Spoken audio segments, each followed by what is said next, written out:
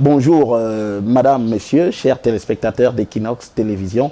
Nous nous trouvons en République du Congo, Brazzaville, dans le cadre de l'élection présidentielle du 21 mars prochain. Et nous sommes en compagnie du Premier ministre congolais, monsieur Clément Mwamba, pour un entretien dans le cadre de la campagne électorale. Bonjour, monsieur Clément Mwamba. Vous êtes le Premier ministre de la République du Congo. Vous êtes également le directeur de la campagne locale du candidat Denis Sassou Nguesso à l'élection présidentielle du 21 mars prochain, ici à Sibiti, qui est le chef-lieu du département, votre département d'origine, la Lékoumou. Merci de nous recevoir pour cet entretien, monsieur le Premier ministre. Bienvenue. Nous sommes honorés de vous recevoir. Merci. Alors, première question, monsieur le Premier ministre, le président candidat Denis Sassou Nguesso vient de tenir un meeting, le 4e depuis le début de sa tournée dans le cadre de cette campagne électorale, ici à Sibiti, qui est le Chevaux. Quelle appréciation faites-vous de ce meeting qui a lieu ici? Le meeting devait être apprécié par les observateurs. J'étais acteur. C'est difficile de l'apprécier. Au niveau visuel, nous constatons que la population était massive, importante. On a trouvé toute la composition de notre département, les jeunes, les femmes et bien sûr les hommes d'un âge adulte qui sont capables d'apprécier, de comprendre les enjeux du pays. Donc ça, c'est l'impression que je retire de ce meeting où le président a été très bien accueilli depuis hier lorsqu'il est arrivé. Et malgré le soleil, les gens sont restés à cette place. Pour moi, cela traduit une adhésion à la candidature du président Denis Sassou Nguesso. Il nous reste simplement, tenant compte de cette importante présence des populations, transformer l'essai, faire en sorte que toutes ces personnes qui étaient là, en tout cas une bonne partie, puissent être des vrais électeurs, à nous assurer qu'ils ont des cartes d'électeurs qui sont prêts à voter pour le 21. Et naturellement, ils devaient tous pouvoir voter pour le président Denis Sassou Nguesso. Alors, monsieur le Premier ministre, le candidat Sassou Nguesso parle de continuer la marche. Alors, pour quels objectifs, monsieur Clément Mwamba? Il continue la marche parce que l'ancien projet de société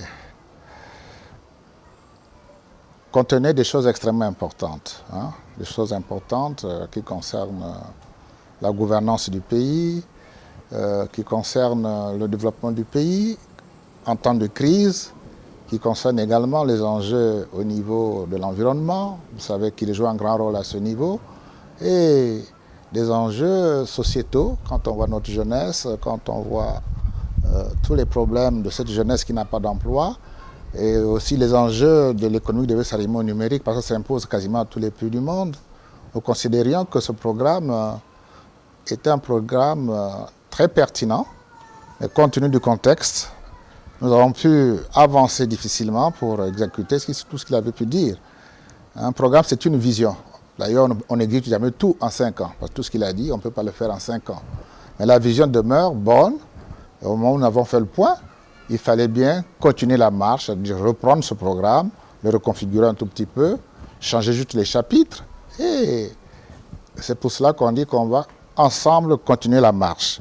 Le programme initial reste globalement retenu, maintenu. Voilà. Ça, c'est donc au niveau simplement organisationnel et opérationnel. Alors, monsieur le Premier ministre, en 2016, les passions se sont cristallisées autour de la candidature du président Sassou Nguesso, notamment aussi sur la question de la révision constitutionnelle. Alors, 5 ans après, comment vous trouvez l'atmosphère politique, le paysage politique congolais? Il vous paraît apaisé ou bien il y a encore quand même des motifs d'inquiétude? Vous savez, la politique, c'est un domaine où l'émotion, quelquefois, prend le dessus par rapport à la raison. À l'époque, sur le principe, les gens se sont braqués à une idée de réviser la Constitution, pensant que le président tenait à tout prix à se pérenniser au pouvoir, sans même lire le contenu de ce qu'on nous proposait. C'est une Constitution, à mon avis, qui avait ouvert largement les possibilités pour les Congolais de s'exprimer mieux en politique. C'est une Constitution qui a réduit le pouvoir du président de la République, a augmenté le pouvoir des deux chambres et en même temps a pu créer un certain nombre d'organes qui puissent gérer une démocratie participative dans pratiquement différents domaines. On a créé 6 conseils consultatifs, des jeunes, des femmes, des handicapés, et des personnes, des notabilités sages. Donc tout cela pour qu'on ait un vrai dialogue. Et en même temps, pour les candidats qui devraient se présenter, on a aéré l'espace. Avant, c'était fermé. On dit, vaut mieux ouvrir. Le peuple, s'il est mûr politiquement, il saura choisir ces gens. L'âge devenait comme un enjeu. Il dit, ce n'est pas forcément vrai. On peut trouver des jeunes tellement compétents et capables d'être élus, comme on peut trouver des gens âgés dès lors qu'ils ont la santé, au nom de quoi on va faire des barrières. Donc, cette conscience, produisant ces effets, les mêmes compatriotes qui s'étaient opposés violemment sur le principe, lorsqu'il y a eu les élections législatives, ils sont tous devenus candidats.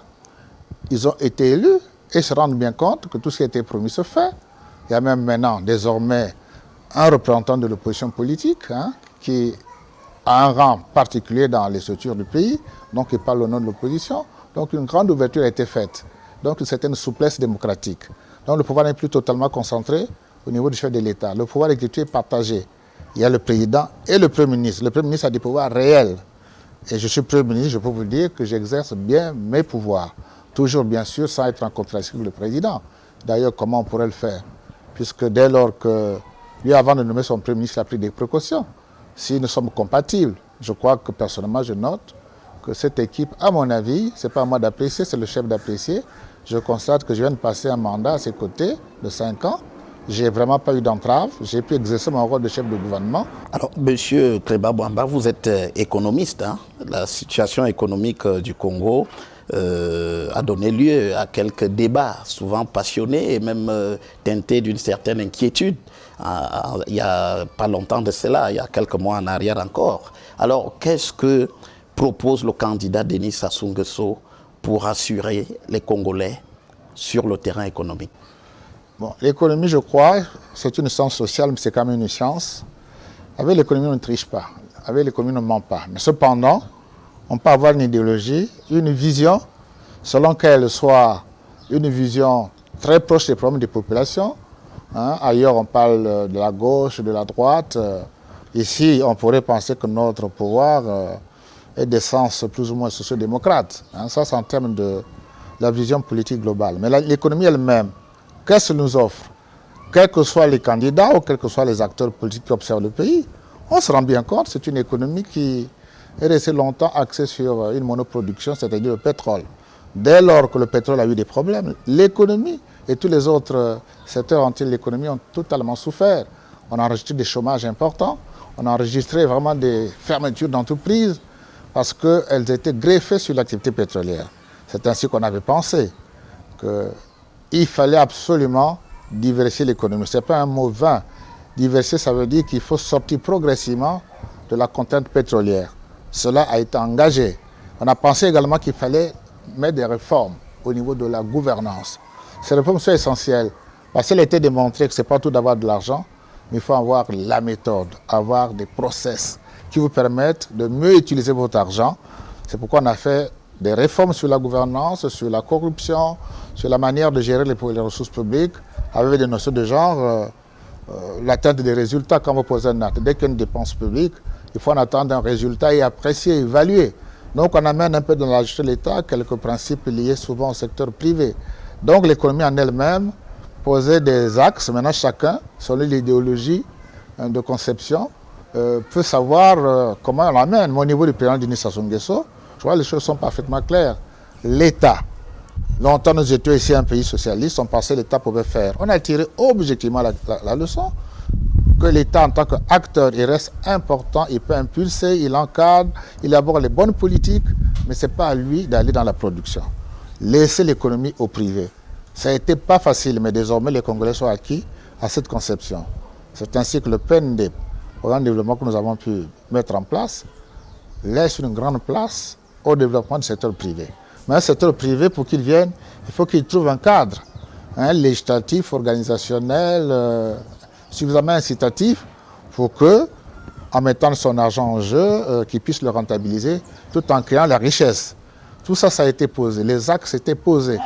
Et en même temps, lorsque nous venions au cours du dernier mandat, où on était dans une crise où il fallait, la dette du Congo avait tellement explosé, plus de 110% du PIB, et qui faisait que finalement le Congo devenait un pays pas attrayant pour les investisseurs qui savent lire les comptes d'un pays, qui projettent l'avenir d'un pays. Alors ils se disent, sur 2-3 ans, c'est un pays qui a beaucoup de soucis. Il a des équilibres partout, extérieurs, intérieurs, donc les fondamentaux de l'économie sont en déséquilibre. Ce qui nous a amené au Fonds monétaire international. Mais quand on met les pieds dans cette structure, évidemment, il y a des contraintes. On a arrêté un programme ensemble, un programme assez contraignant, mais qui nous amènerait donc à pouvoir sortir de cette contrainte. Mais nous avions aussi sur la période, dans notre dette, une dette auprès des traders, c'est-à-dire des commerçants en pétrole. Voilà le nœud qui a plus ou moins plombé notre situation, parce qu'eux, ce n'est pas des banquiers, ils sont payés sur la cargaison, c'est-à-dire la marchandise elle-même. Lorsque le pétrole se vend bien, eh bien, ils gagnent beaucoup d'argent, lorsqu'ils vendent moins, ils perdent un peu, mais les traders avaient donc pu faire des avances dans le passé, qui finalement, au fil du temps, on s'est rendu compte que c'est une dette qui était difficile. Tout ça a été mis dans le dessus du Fonds monétaire pour qu'ils nous fassent des avances, faire des appuis budgétaires. Le programme a démarré, ça a été fait, mais le nœud restait toujours le fait que la dette n'est pas totalement soutenable. Il fallait partager la discussion avec les traders, mais les traders, ce n'est pas des banquiers. Donc voilà, un blocage est arrivé à ce niveau, si bien que notre programme a beaucoup souffert de cette situation. Sinon, les grands axes étaient posés, les préalables étaient posés, mais la ressource que nous attendions à ce programme ne sont pas venues pour lancer l'économie.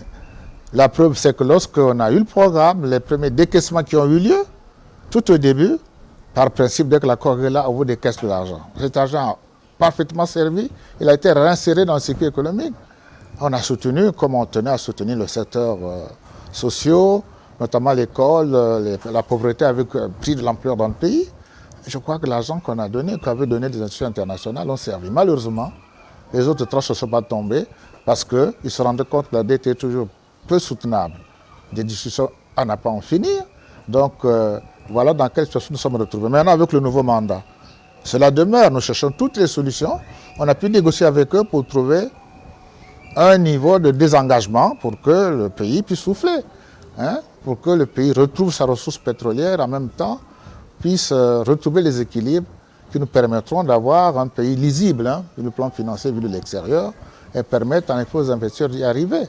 Nous notons que beaucoup d'investisseurs se sont intéressés à nous depuis qu'on avait eu le programme, investisseurs américains, chinois, européens, dans les différents domaines.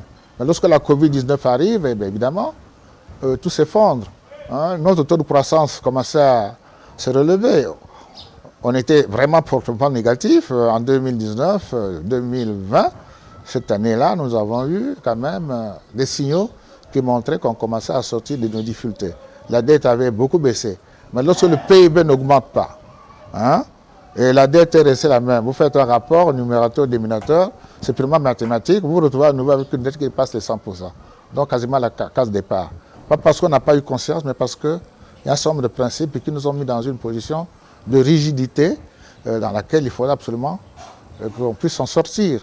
On a toujours besoin de la communauté internationale, mais elle a des principes, quelquefois, qui font que les discussions deviennent difficiles, au point qu'on peut se demander si nos gestions internationales elles font l'effort de comprendre les réalités du pays. Donc lorsqu'on ne donne pas des aides, lorsqu'on ne soutient pas le pays, avec le temps, voilà, le fait qu'on tergiverse sur quelquefois des choses qui sont évidentes, le Congo a posé tous les actes. Il a fait ce qu'il fallait. Nous avons négocié, mais les traders ne pas nous donner les 30% qu'on demandait, il fallait 30% de réduction de la dette. Et nous a accordé qu'en moyenne 12%. Vous voyez bien, il y a donc un écart. Le Fonds monétaire continue à discuter parce que sans ça, nous ne vous appuyons pas. Vous voyez, c'est un imbroglio assez difficile, au point qu'il y a lieu de penser que c'est peut-être quelquefois d'autres préoccupations que purement économiques. Voilà, on peut au point de tirer ce genre de leçons. Donc avec une telle situation, quelle que soit la qualité des hommes, je crois que lorsqu'on arrive à ce genre de blocage, c'est quand même difficile. Mais un peu plus loin, imaginer des solutions, notamment pour sortir de cela. Le programme qui est là, avec les différents points, postule qu'il va falloir à tout prix nous battre pour en effet redonner de la crédibilité au pays, de la meilleure visibilité, pour que nous continuions à attirer le capital étranger, parce que nous-mêmes, nos ressources locales, elles existent sans doute. Nous avons des niches pétrolières sur lesquelles il faut absolument poser des actes. C'est possible, mais ce ne sera jamais assez pour qu'on relance correctement l'économie parce qu'il y a du potentiel. Mais il y a un nœud. Ce nœud-là, il est absolument gênant pour nous, la dette. Voilà. Oui, merci beaucoup, Monsieur le Premier ministre Clément Mwamba. Merci aussi à vous, chers téléspectateurs, d'avoir suivi cet entretien avec le chef du gouvernement congolais. Et nous vous donnons rendez-vous toujours sur les antennes d'Equinox Télévision avec d'autres acteurs de cette élection présidentielle ici au Congo. C'est le 21 mars prochain. À bientôt.